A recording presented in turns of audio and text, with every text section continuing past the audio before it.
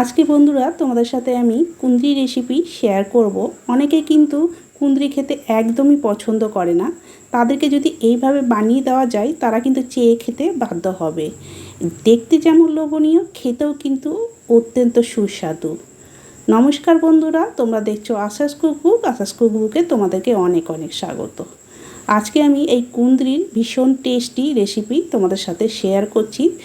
তোমরা কিন্তু অবশ্যই লাইক দিয়ে পুরোটা দেখো, আশা করি তোমাদের ভীষণ ভালো লাগবে।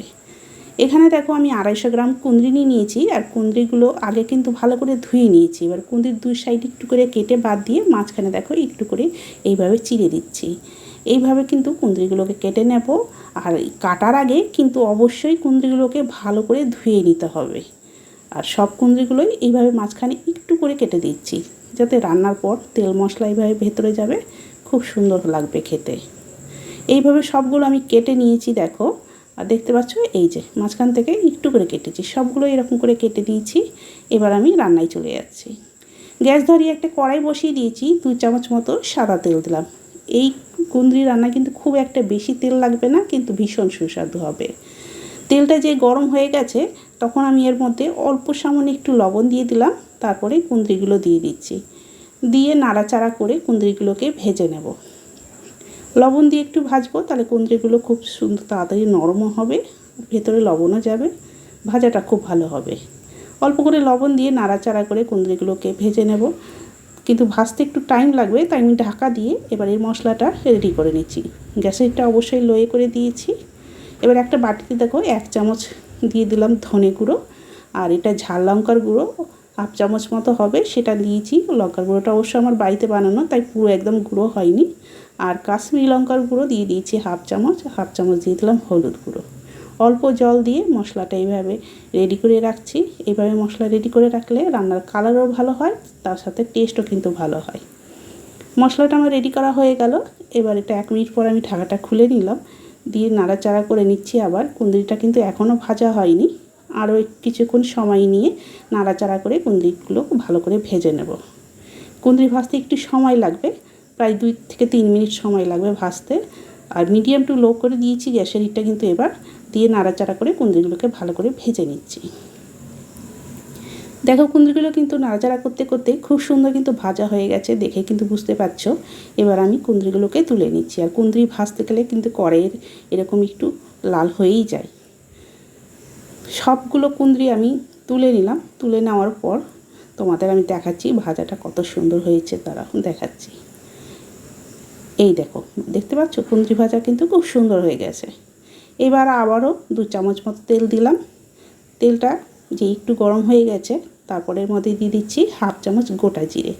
জিরেটা আগে একটু ভেজে নিচ্ছি। ভেজে নেওয়ার পর ওর মধ্যে আমি দিয়ে দিচ্ছি অল্প সামান্য একটু হিং, একদম অল্প একটু হিং দিয়েছি।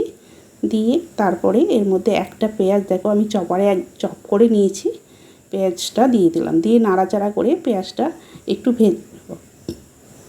খুব বেশি না, হালকা একটু ভেজে নেব যতক্ষণ না একটু নরম হচ্ছে। আর পেঁয়াজটা এই রকম চপারে আমি চপ করে নিয়েছি, যাতে খুব সুন্দর তাড়াতাড়ি মানে নরমও হয়ে যাবে, আর গ্রেভিটা কিন্তু ভালো হবে।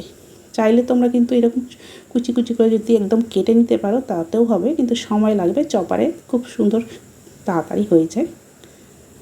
এইবার দেখো নাড়াচাড়া করে হালকা করে পেঁয়াজটা ভেজে নিলাম, খুব বেশি না, পেঁয়াজটা একটু নরম হয়েছে সেরকমভাবে ভেজে নিয়েছি। এই দেখো, এবার রেডি করে রাখা মশলাটা দিয়ে দিচ্ছি।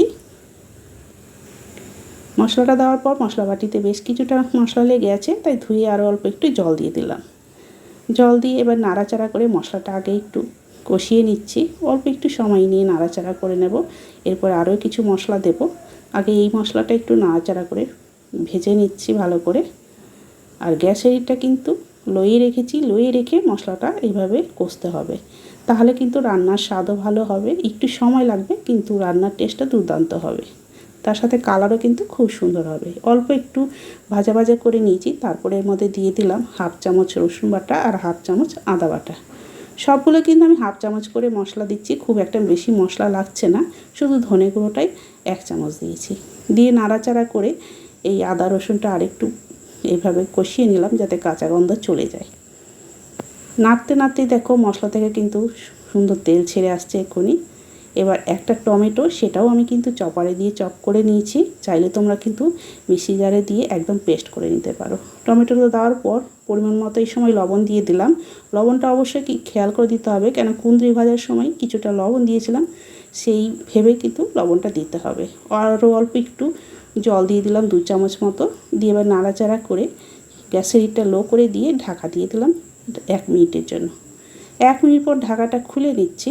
ততক্ষণে দেখো টমেটোটা একদম নরম হয়ে গেছে। আর এইভাবে ঢাকা দিয়ে যদি মশলাটা কষানো হয়, মশলা থেকে কিন্তু খুব সুন্দর ওপরে তেলটা ছেড়ে আসে। আর মশলা কষানোটাও কিন্তু ভালো হয়, তার সাথে রান্নার টেস্টও দুর্দান্ত হয়। আরও একটু সময় নিয়ে ভালো করে নাড়াচাড়া করে নিচ্ছি। তবে যেসব বন্ধুরা আমার এই ভিডিও দেখছো, যদি কেউ নতুন হয়ে থাকো অবশ্যই কিন্তু চ্যানেলটাকে সাবস্ক্রাইব করে রেখো।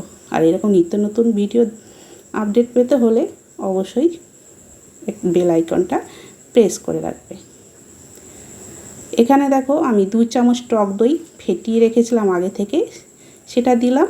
আর অল্প একটু জল দিয়ে দিলাম। গ্যাসের হিটটা কিন্তু অবশ্যই লোয়ে রাখতে হবে টক দই দেওয়ার সময়, নাহলে টক দইটা কেটে যেতে পারে। আর টক দই দেওয়ার সাথে সাথে কিন্তু এইভাবে নাড়াচাড়া করে নিতে হবে। লো হিটে এইভাবে বেশ কিছুক্ষণ সময় নিয়ে নাড়াচাড়া করে নেব। নাড়তে নাড়তে যখন একটু বেশ শুকনো ভাব এসে যাবে, ততক্ষণ অবধি নাড়তে হবে। দেখো নাড়তে নাড়তে বেশ শুকনো ভাব এসে গেছে মশলা, আর মশলা থেকে তেল কিন্তু ছাড়তে শুরু করেছে। খুব একটা বেশি তেল দিইনি, তার জন্য খুব একটা বেশি তেলও ছাড়বে না, অল্প তেলেই রান্না করছি। বেশ কিছুক্ষণ মশলাটা এইভাবে কষিয়ে নিয়েছি। তারপরে ছোটো বাটির 1 বাটি জল দিলাম। খুব বেশি জল লাগবে না, ছোটো বাটির 1 বাটি জল দিয়ে মশলাটা জলের সাথে ভালো করে মিশিয়ে নিচ্ছি। মিশিয়ে নিয়ে তারপরে এটাকে একটু ফুটিয়ে নেব। আগে যতক্ষণ না ফুটছে ততক্ষণ অপেক্ষা করতে হবে। আর এখানে টক দই দিয়েছি, তার জন্য 1 চামচ চিনিও আমি দিয়ে দিলাম। দেখো এবার কিন্তু ফুটতে শুরু করেছে ভালো করে। এবার ভেজে রাখা কুঁদরিগুলো দিয়ে দিলাম।